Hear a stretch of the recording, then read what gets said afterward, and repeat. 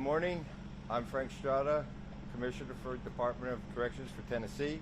And today, May 22nd, 2025, by order of the Tennessee Supreme Court, the Department of Correction carried out the death sentence of Oscar Franklin Smith by means of lethal injection at the Riverbend Maximum Security Institution. Inmate Smith was pronounced dead at 10:47 a.m. This concludes my statement. At this time, I'll turn it over to the victim's family for any comments.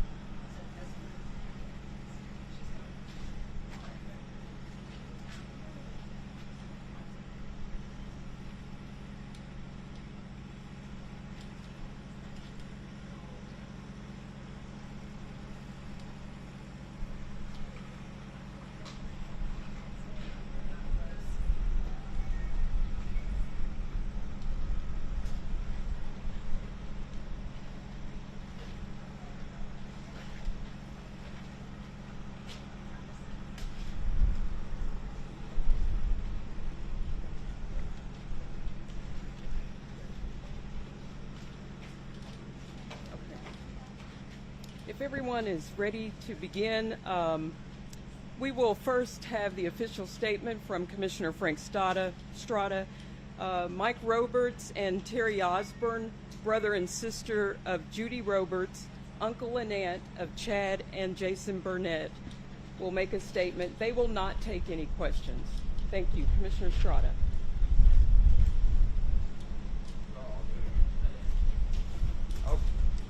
Good morning again.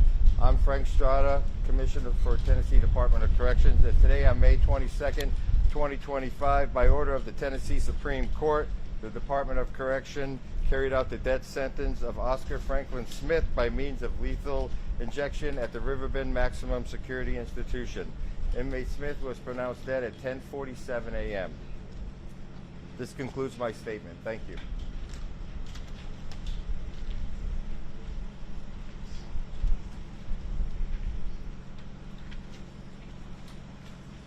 Good morning.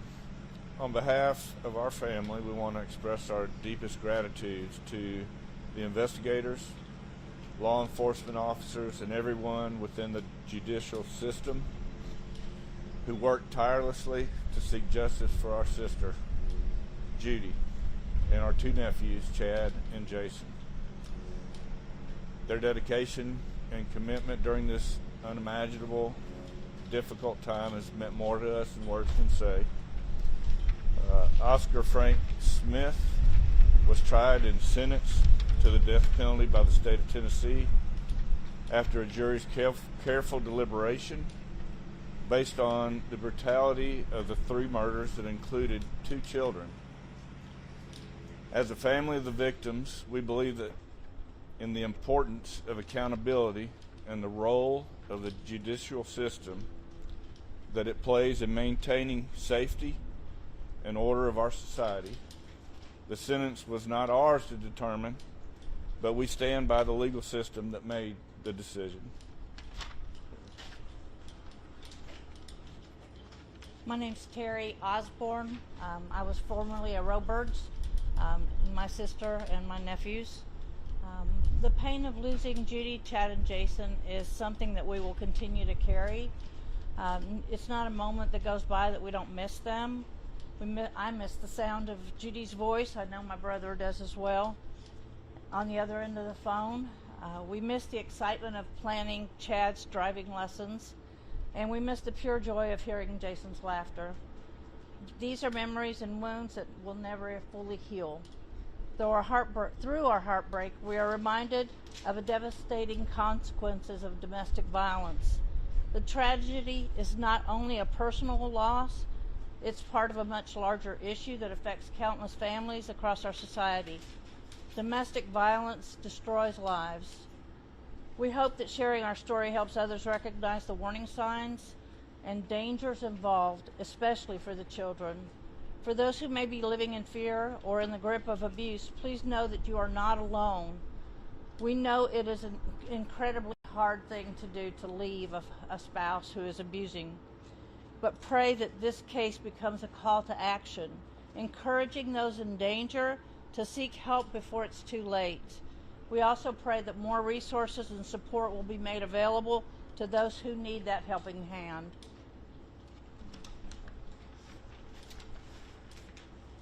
Finally, we would say that no one should have to live in fear like our sister did, and no family should have to endure a loss like ours.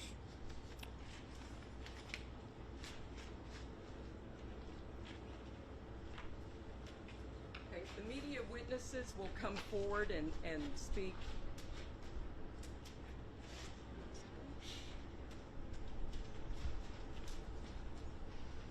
Hello, I'm Travis Lawler. I'm with the Associated Press. So I'm just going to tell you what we saw.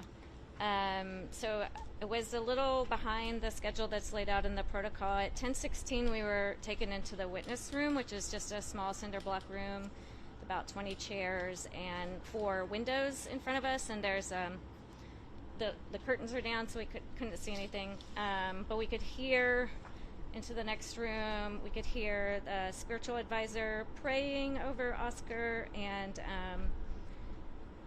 we could hear some voices, some talking. I couldn't like hear exactly most of the words that were said. But then she started singing.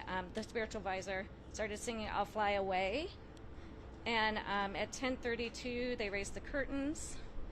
And from my perspective, where I was, I couldn't see that much because the spiritual advisor was standing next to Oscar and sort of blocking my view, at least, of his face. But he was strapped to a gurney, and he had on like a yellow prison uniform, and there was a sheet over him, and his hands were completely taped down with like what looked like some kind of tan medical tape, like you couldn't even see them. And there was you could see the line that I guess the drugs would come through, sort of coming out through the wall. I'm not sure. I don't know exactly when they started the lethal injection. There was no obvious sign of that to me. At 10:35, his attorney, Smith's attorney, Amy Harwell, actually got one of the prison officials to ask his spiritual advisor to move around to the other side. So then it was the first time I could see his face. And he was still conscious at that point, and but his eyes appeared to be closed, and she was speaking to him, and she seemed to be, I think she sounded like she was saying, explaining to him why she was moving. She just moved to the other side of him, and he turned to her and smiled, and they had some conversation. She said, I'll see you someday, save a seat for me at that banquet table. He was, oh wait, I'm sorry. I skipped a page.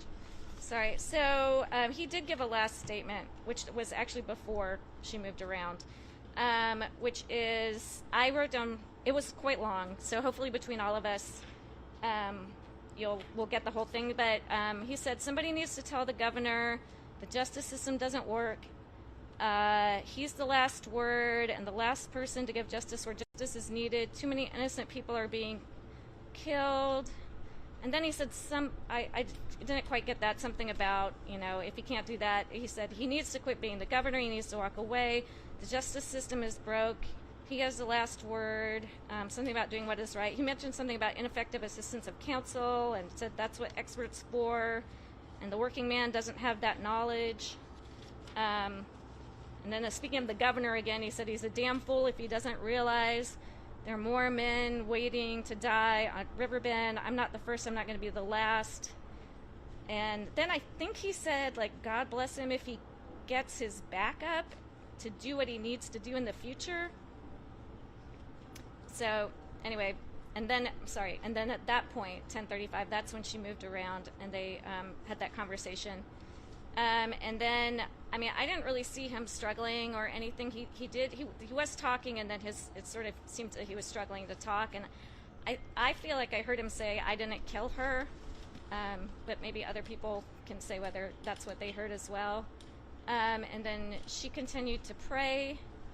And then at 10:40, there's this sort of little slot in the back where somewhat, this gloved hand comes out and puts a rock down, and it's some kind of signal. I'm not exactly sure what it is, but I believe that's the signal that the pentobarbital is stopped and that they're running the saline, or maybe it's the signal that the whole thing's over. He wasn't moving or talking at that point.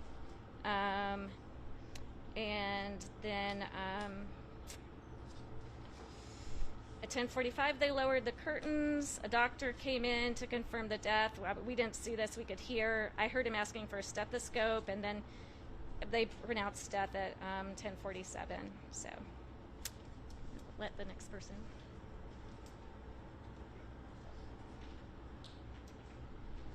Hello, my name is Madeline Olin. I'm a reporter with Fox 17 News. I have covered a lot of executions, but this was my first time being a witness to an execution. It was definitely, like she mentioned, a little later. It was supposed to start at 10 a.m., but we didn't get into the room until around 10:16. And same thing that she said, it was a room just really small, a few chairs for the witnesses and a few other people in the back. Couldn't hear much, The window was covered, but you could see kind of like a reflection. You could hear soft speaking of like a woman just saying a few words. I couldn't really make anything out. I heard like, "Oh Lord," and that's like kind of really what I heard for the most part, and that was again at 10:16. 10:24, we had a few people come in and then leave. Kept hearing again few subtle words like "mountains tremble," and then I kind of picked up on the fact that, oh, that could be the spiritual advisor reading some scripture. At 10:32, they did turn the lights off. The speakers came on, and they opened the curtains. They asked him, "Do you want to say any last words?" He said, "Yes, I do." And same thing, it was a really long statement, so I didn't get everything quite down, but for the most part it was, the justice system doesn't warrant, too many of us are killed, he needs to quit. And then he did say, like the governor, our justice system is broken, he has the power to stop this, the working man doesn't have, and then I kind of just didn't get much. And then he said, "We have more men waiting to die at Riverbend. I won't be the first, and I won't be the last." And then at 10:35, the Reverend begins speaking to him, that is his spiritual advisor, like saying, "Release you from suffering, Jesus Christ, amen." And then they started having a conversation. She goes, "Save a seat for me," and he said, "I will." That's when, the same time, the spiritual advisor was actually on the right side of Smith.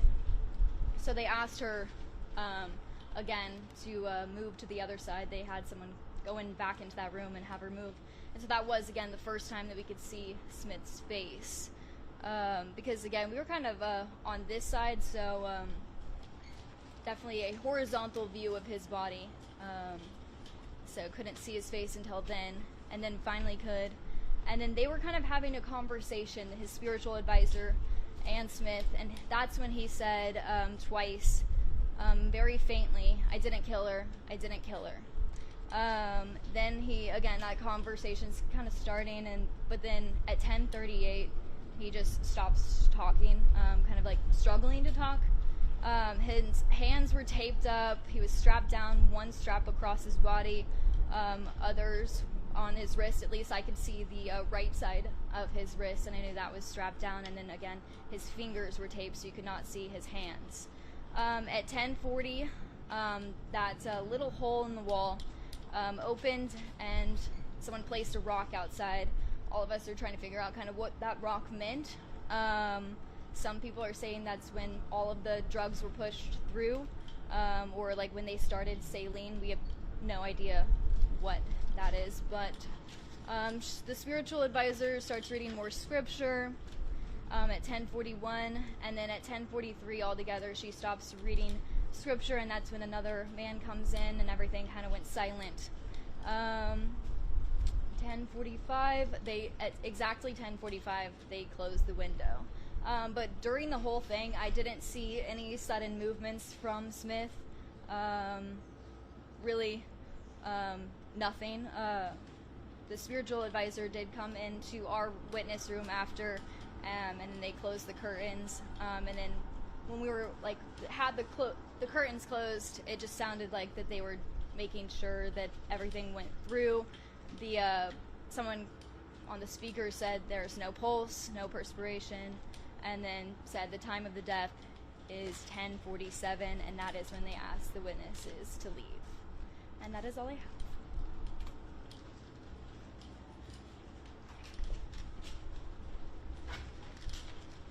My name's Steve Cavendish. I'm from the Nashville Banner.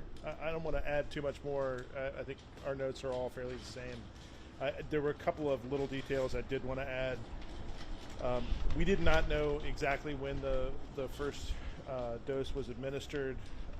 He was speaking still at 10:35. The Reverend did the Lord's Prayer at 10:41, and then a reading from then a reading from the Bible right after that at 10:42. Smith was not moving at all by 10:43, and there was a bluish tint to his face by 10:44. Right before the curtain closed. So.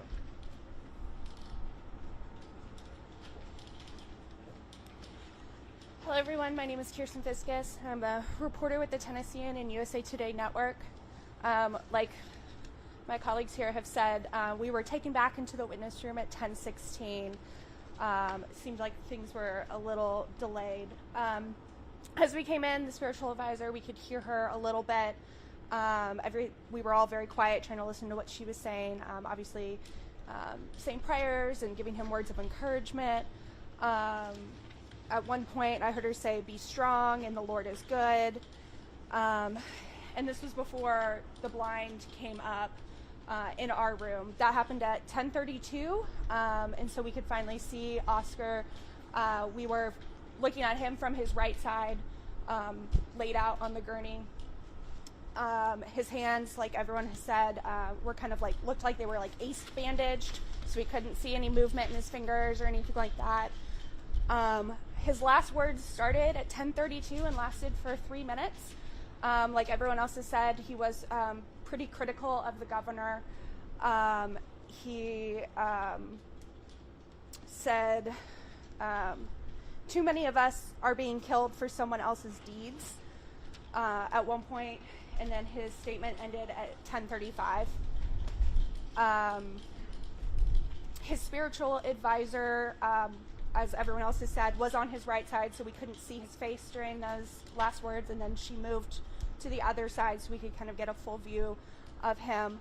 I noted at 10:38 his eyes had closed, and then at 10:40 the rock was placed in the compartment, signaling something.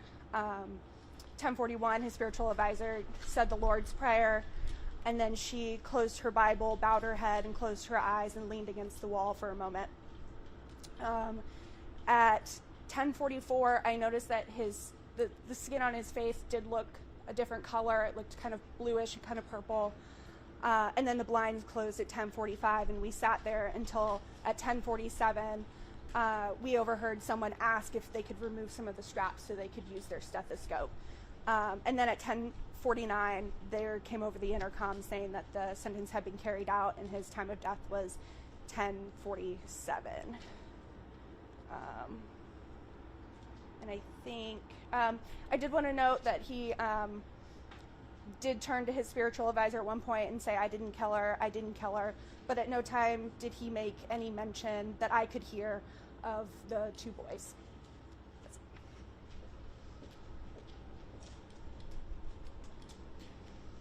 Hello, I'm Rob Walters with Six Rivers Media, and I'll just I concur with everything that's been said so far. Just a couple of other little details that when the curtains were raised, we did see the spiritual advisor, and it looked like that she was touching his shoulder as she prayed over him. Again, as she continued to pray and they had a bit of a conversation, at one point, as everybody else said, she did move to the other side so you could see his face for the first time, his white beard, no glasses, as you see him. The glass has been removed, strapped down, black strap diagonally across his chest. Hands were wrapped up, as other folks have mentioned. I did note the Lord's Prayer 10:41 is mentioned. Again, spiritual advisor. At one point just backed away, just leaned up against the cinder blocks, put her head down. We did see the rock come out at about 10:40. But as the process was going on, I didn't notice any heaving of the chest or any tremors, or it was just like watching somebody go to sleep, from what I could see. So, at any rate, I think everyone else has filled in some of the other blanks. Thank you. Hi, I'm Tori Gessner with News 2 WKRN. My notes are very similar. Went back at 10:16, not sure what the delay was about. Curtains were closed, opened up at around 10:32, and we saw Oscar Smith lying to the side. Spiritual advisor was blocking his face initially. Yellow robe, white sheet, kind of up to his stomach, and I was kind of watching his stomach rise and fall. At first he was talking a lot to his spiritual advisor, and then that kind of slowed and stopped. I did get some of his last words. They asked him if he had any last words. He said, "Yes, I do."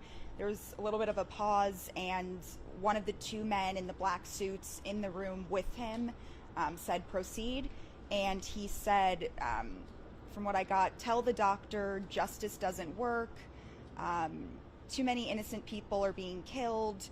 If the governor ain't got balls to do what's right, quit being governor and walk away. Our justice system is broke. Working man doesn't have that knowledge, something. We need a governor to know what his duties are, something, get a backbone." His very last words were something in the future. Again, there were two men with black suits in the room with him, lots of praying. I kind of noticed his face turning a little purplish red at about 10:40-ish. And then at around 10:40, someone wearing a blue glove kind of pops through a little socket in the wall and puts a rock down, like everyone else has mentioned. I did hear the spiritual advisor pray for the two boys, naming them at one point. And then 10:43, one man whispers to the other, the black suited men, and then 10:47 is time of death. So that's what I've got.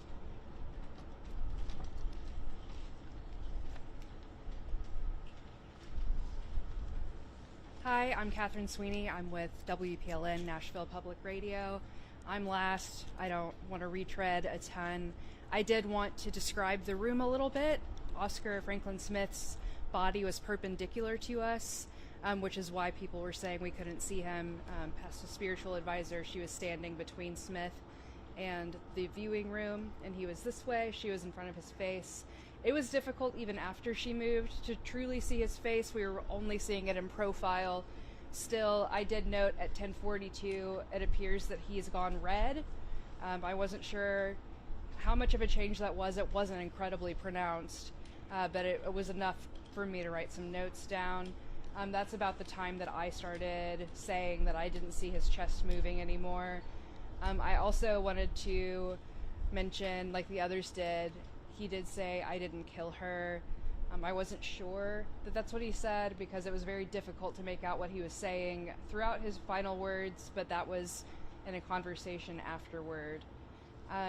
There were two men in suits in the room, and they whispered to each other a few times. They were who were responsible for raising and dropping the curtain. I think that's all I have to add. Thank you.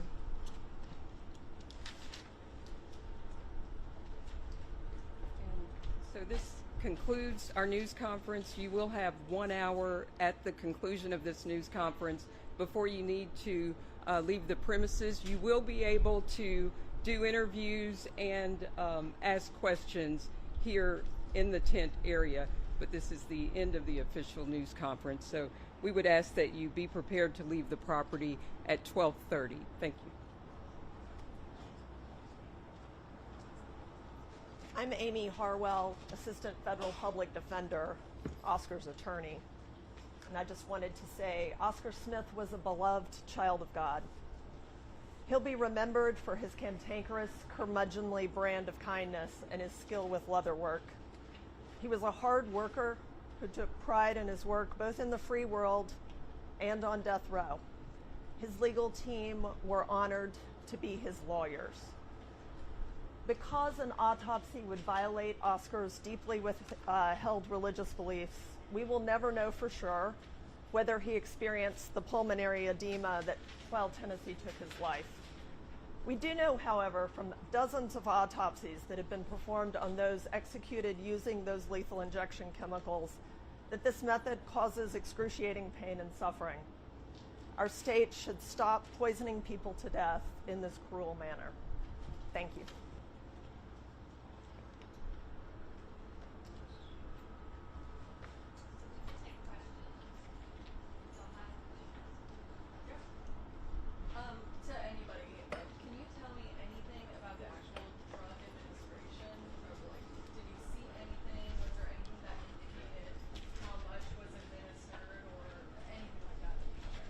all we saw pretty much was a line coming out of the wall. Because we had like a straight view of the wall. You could see a tiny sliver of a window, and we think that that is the executioner's room. So we saw a line coming out. We saw that he did have the IVs already in him when the window came up, or the curtain came up. And other than that, other than the rock that came out of the wall at one point, we didn't know when they were pushing the drugs, nothing like that. So, and you guys... Yeah, there was no indication whatsoever of when the drugs were beginning, or there was no indication whatsoever of when the drugs were beginning, or when the saline had begun. They didn't give us a heads up on kind of what their symbol system was. There were two people in the room who were mic'd and were having contact with people outside the room, but that was what we saw.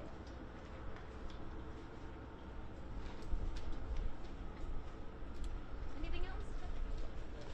Oh, I do have a detail I wanted to add. Catherine Sweeney, WPLN. I didn't put this in my initial statement. I'm not sure what his voice sounds like usually, but to me it sounded like a raspy voice. I don't know if that's an affectation he has outside of the execution room, but that's what it sounded like to me during his final statements and the conversations we overheard.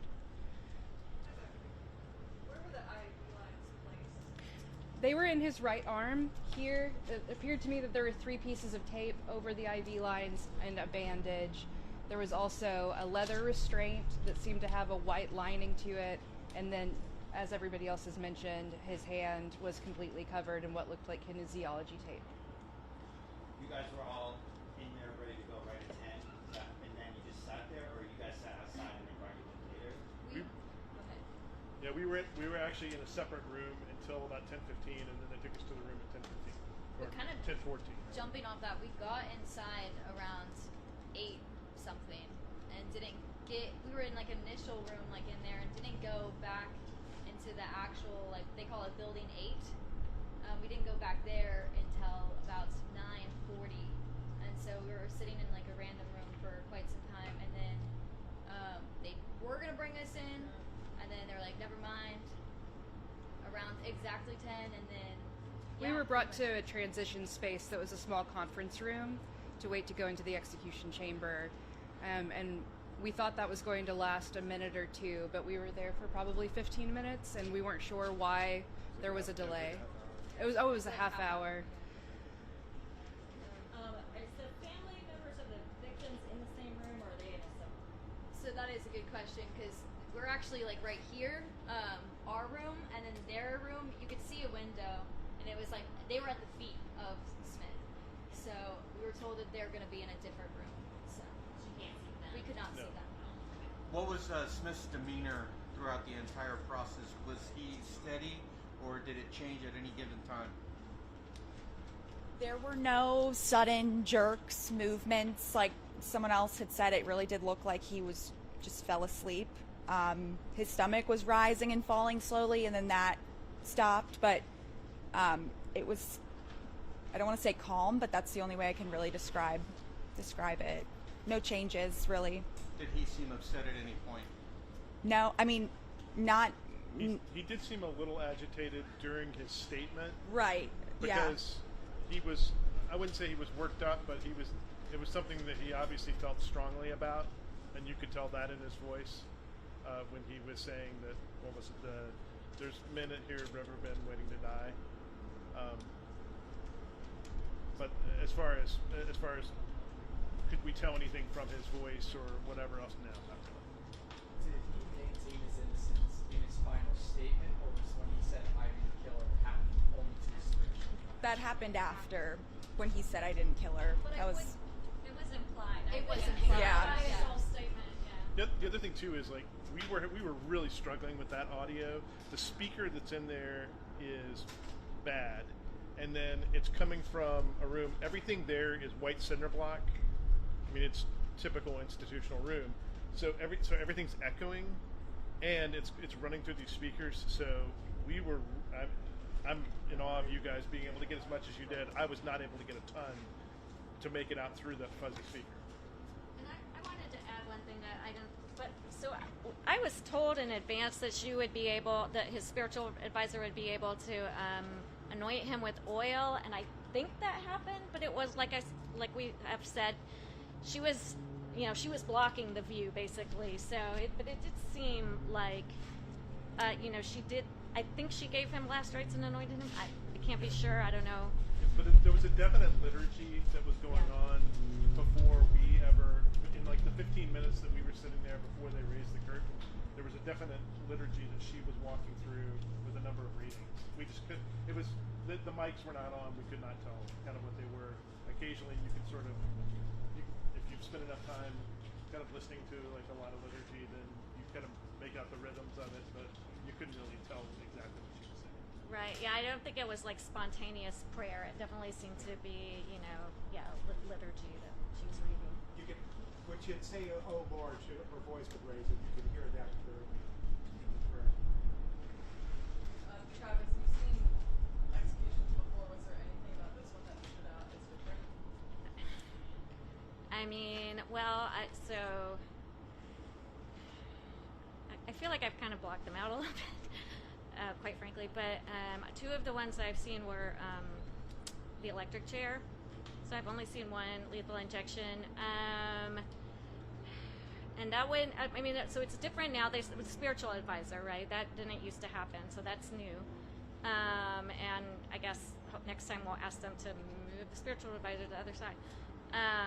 So yeah, I feel like it was Donnie Johnson was the lethal injection one that I saw, and I'm trying to remember. It was more than 5 years ago. It seems to last longer. He was, like I said, there was no spiritual advisor. It was just all him talking. He was singing at the time, and I feel like he made some noises. Like he made some more vocalizations. Like we didn't hear any of that today. In fact, yeah. So it was. I would say a little more. Smith did seem calm after his statement. His statement was,